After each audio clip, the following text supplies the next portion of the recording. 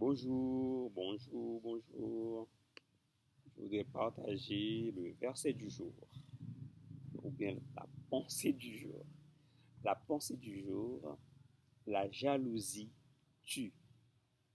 Et tuer quelqu'un est un acte barbare, est un acte de faiblesse.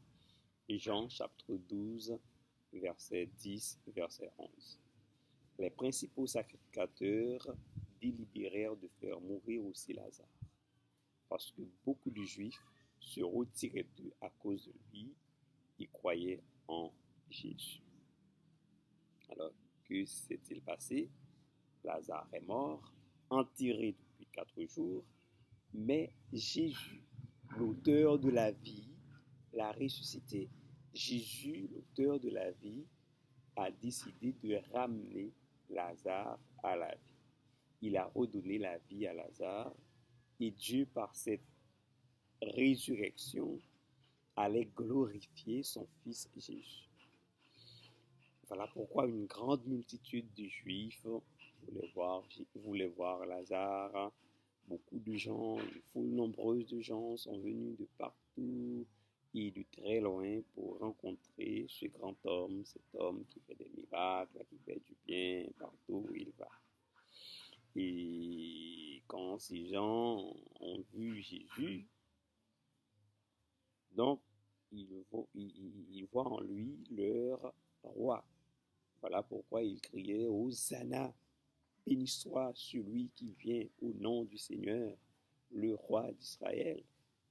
La Bible dit que des Grecs aussi étaient venus voir Jésus, cet homme.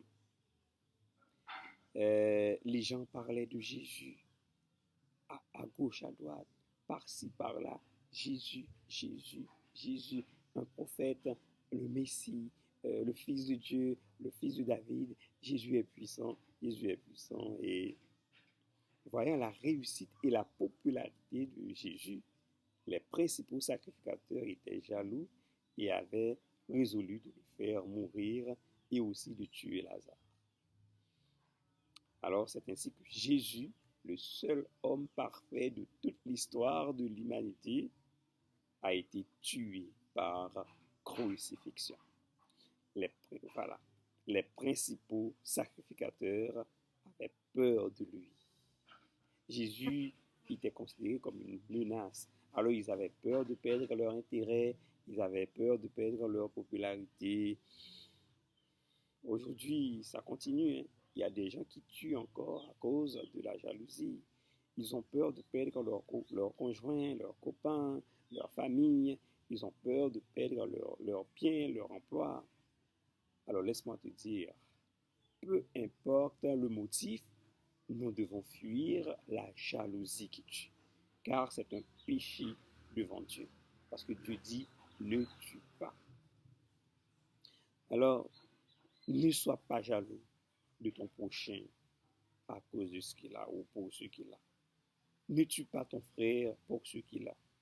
Si toi aussi tu as peur de perdre quelque chose qui t'est cher, ne tue pas, mais prie et Dieu te permettra de le préserver. Si toi aussi tu veux avoir un excellent diplôme, un bon travail, une belle femme, si tu veux avoir un mari agréable, des enfants respectueux, sages et intelligents, prie et fais disparaître la jalousie de ton cœur. Amen. Que la jalousie qui tue s'éloigne, mais vraiment loin, loin de ton cœur. Et que le Seigneur Tout-Puissant te bénisse et te donne un cœur aimant dans le nom de